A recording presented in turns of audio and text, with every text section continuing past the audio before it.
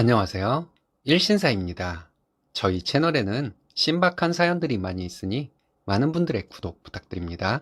이번 사연은 대출받아 나가라 해서 나와 살고 있는 중에 몇 년 만에 찾아온 시댁 식구들을 문전박대하고 내쫓았다는 며느님의 사연인데요.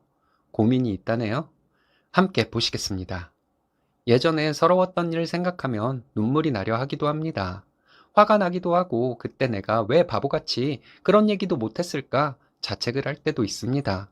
시댁에서 살다가 시어머니가 대출받아서 나가라 하셨고 저희는 친정의 도움을 받아 나와서 살게 되었습니다. 둘째까지 낳고 잘 살고 있었어요. 얼마 전에 시댁 식구들이 불쑥 찾아왔습니다. 평생 이대로 살자고 말씀드렸어요. 남편을 보면 마음이 좋지 않아서 어떻게 해야 할지 모르겠습니다. 좀 긴 글이 될 것 같아요. 결혼하고 저는 시댁에서 결혼 생활을 시작했습니다. 전세를 준 빌라가 있는데 1년 뒤에 세입자가 나갈 것이라고 하셨고 그때까지만 시댁에서 지내라고 하셨어요. 결혼 전에 겪어본 시어머니는 말도 잘 통하고 다정한 분이셔서 같이 살아도 나쁘지 않을 것 같았습니다. 저희가 생활비를 드리겠다고 했는데 얼른 돈 모으라고 하시면서 받지 않으셨어요. 너무 감사했습니다. 처음에는 당신이 시집살이를 호되게 당해서 저에게는 그런 거 전혀 없을 것이라고 하셨어요. 그런데 시어머니는 점점 처음과 달라지셨습니다. 결국은 말과 행동이 다른 것이었죠. 저희가 결혼하고 얼마 안 돼서 시부모님은 다른 지역에 계시게 되었어요. 그리고 저희는 미혼인 신우와 함께 살게 되었습니다. 처음에는 신우와 사이가 나쁘지 않았어요. 신우는 저를 언니라 부르고 친하게 지냈습니다. 신우 밥도 잘 챙겨주고 집안일도 제가 다 했습니다. 그런데 나중에 알고 보니 신우는 제가 집안일 좀 미루는 것이 있으면 시어머니에게 전화로 고자질을 했어요. 제 앞에서는 웃는 낯으로 대하던 신우가 시어머니에게는 제 험담을 했나 봐요. 시어머니의 잔소리가 들어오더라고요. 제가 임신 중이고 입덧을 좀 해서 남편에게 음식물 쓰레기 처리하는 것을 시켰더니 시어머니는 어떻게 하셨는지 일하는 애 그런 거 시키지 말고 저보고 하라고 저를 혼내시더군요. 신우는 자기가 먹은 그릇 설거지통에 놓고 그걸로 끝이었어요. 식탁을 닦아놓지도 않았고요. 빨래도 빨래통이 분명히 있는데 그 근처에다 벗어서 던져놓았습니다. 이런 행동들이 거슬리기도 하는데 저에 대해서 시어머니께 험담을 하는 신우가 곱게 보일 리가 없잖아요. 같이 살려면 서로 배려를 해야 하는 것 아닐까요? 저는 신우 옷도 빨고 개서 넣어주고 매일 청소도 하고 밥도 차려주었는데요. 시어머니가 오랜만에 집에 오셔서 신우가 벗어 던져놓은 빨래들을 보더니 잔소리를 하셨습니다. 자취했던 때도 있었는데 신우는 세탁기 건조기도 못 돌리나요? 빨래 돌려라, 신우도 챙겨 먹여라 등등 늘 하던 잔소리를 하시더니 음식물 들고 나가는 남편에게 네가 그건 왜 들고 나가냐고 소리 높여 말씀하셨습니다.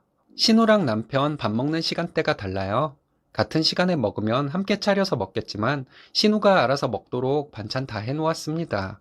그런데 시어머니는 제가 신우밥을 안 차려준다고 뭐라 하시더라고요. 서른 다 된 신우밥도 제가 차려줘야 하나요? 오랜만에 만나서 끊임없이 잔소리를 하는 시어머니 때문에 스트레스 받아서 방에 들어가 있었습니다. 저보고 나오라고 하더니 기분 나쁜 것이 있으면 말해보라더군요. 말한다고 달라질 것도 없을 것 같아서 그런 거 없다고 했습니다. 계속 물어보시더라고요. 그래서 하나하나 얘기를 했어요. 제 말 몇 마디 듣지도 않고 시어머니는 고작 그게 힘들어서 이러냐며 당신 시집살이가 얼마나 힘들었는지 얘기하시더군요. 저는 말하라고 해서 말하고 있었는데 듣지도 않고 서운하다 말씀하시니 더 할 말이 없었습니다. 때가 어느 때인데 시아버지 팬티를 손빨래하던 얘기를 하시는 건지 당신이 그런 것도 하고 사셨으니 저는 이 정도는 불만 갖지 말고 살라는 말씀이더라고요. 남편은 옆에서 누구 편도 안 들고 듣기만 하고 있었습니다. 저도 시어머니가 길게 말씀하시는 거 듣고만 있었고요. 한참을 얘기하시더니 시어머니는 서운하다고 하시면서 남편과 저에게 대출받아서 이 집에서 나가라 하셨습니다. 시어머니한테는 신우가 아픈 손가락인가 봐요. 남편은 성격이 매사 무던한 사람입니다. 불평도 없고 딱히 제 편도 아니고 시어머니 편도 아니면서 대리우도를 강요하는 것도 없는 방관자였어요. 신우는 성격도 예민하고 자기 할 말 다 하는 사람입니다. 시어머니를 들들 볶아서 원하는 것들 모두 얻어내는 스타일인데 시어머니는 신우 때문에 힘들다고 저한테 하소연 몇 번 했어요. 이게 지금도 생각하면 열받아요. 나도 감당하기 힘든 내 자식을 왜 며느리한테 뒤치다꺼리 하라고 하시는지, 시어머니에게 신우가 소중한 만큼 저도 저희 집에서 소중한 딸이라는 생각은 안 드셨을까요? 저도 저희 집에서는 귀한 딸이에요. 철없는 오빠에 비해서 야무지다고 저희 부모님이 정말 예뻐하셨어요. 저 임신한 후로 저희 부모님 매일 전화해 주셨습니다. 당신 아들, 딸을 위해 저 혼자 희생해야 하는데 그렇게 하지 않는다고 애초에 약속했던 것과 다르게 분가해 나가라고 하시니 정말 어이없었습니다.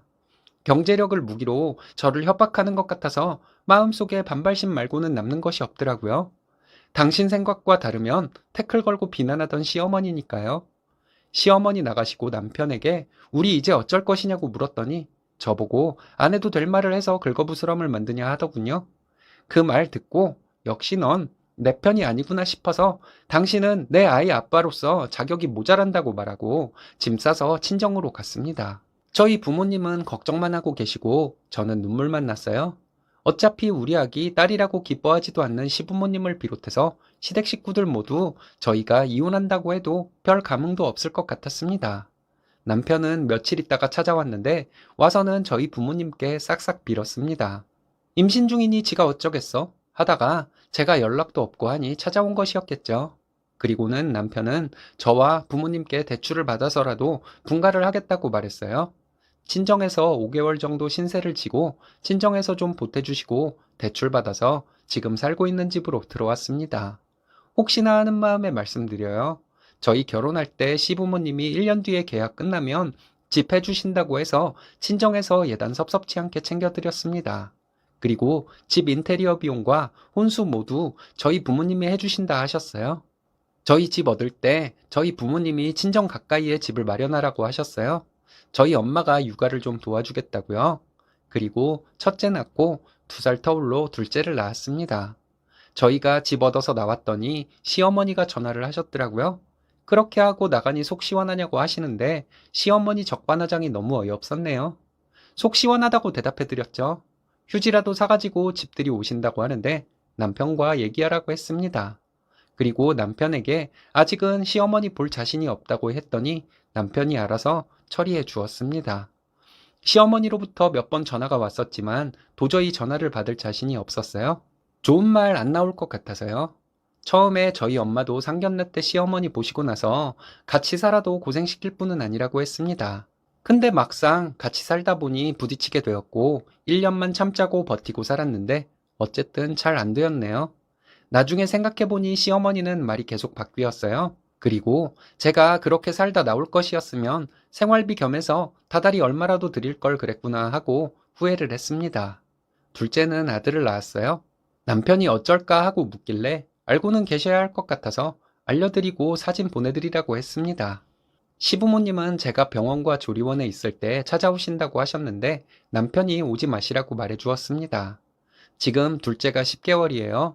얼마 전에 시댁 식구들이 불쑥 찾아왔더라고요. 시어머니 하는 말씀이 해준다는 집도 마다하고 이렇게 나와서 고생을 하냐는데 남편이 먼저 성질을 냈습니다. 엄마가 대출받아서 나가래서 나온 것인데 왜 거짓말을 하냐고요?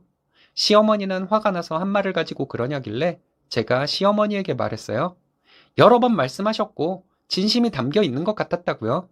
그리고 임신 중이니 네가 어쩔 건데 이런 마음도 있었을 것이고 경제력 가지고 협박하면서 저를 부려먹으려는 마음도 있었을 것이라고 했습니다. 남편도 내 마누라가 자기 동생 하녀처럼 사는 것이 싫어서 나온 것이라고 말하더라고요. 시어머니는 마음은 그게 아니었는데 너희들이 그렇게 생각했다면 어쩔 수 없다 하시더군요. 이게 사과인가요? 미안한 마음은 1도 없는 것이잖아요. 시어머니에게 제가 또 말했어요. 오늘은 문 앞에까지 오셔서 모른 채 할 수 없어서 어쩔 수 없이 문 열어드렸지만 이젠 찾아오시지 말라고요. 아버님과 신우는 아무 말이 없었습니다. 시어머니는 약속대로 집 주려고 왔는데 제가 하는 말을 들어보니 안 되겠다고 하시더군요. 예전에도 약속해놓고 자꾸 말이 바뀌었고 결국에는 저희를 내쫓았는데 그 말은 어떻게 믿겠냐고 했죠. 바라는 것도 없고 우리는 이대로 잘 살면 되니까 저희에게 뭐 안 해주셔도 된다고 했습니다. 남편도 우리 그냥 잘 살게 냅두시라고 했고요. 언제까지 이렇게 살 것이냐고 물으시길래 평생이라고 간단히 대답해 드렸습니다. 시부모님은 안 좋은 표정으로 가셨어요. 처음에는 진짜 저희 시어머니 저에게 고맙다 하셨습니다. 그런데 점점 고마움보다는 당연시 여기셨고 저를 파출부 부리듯 대하셨어요. 그리고 신우 똑바로 챙기라고까지 하시니 정말 질려버린 것이었습니다. 자기 식구들을 그렇게 내쫓아버리듯이 했으니 남편은 많이 속상할 수도 있을 것 같아요.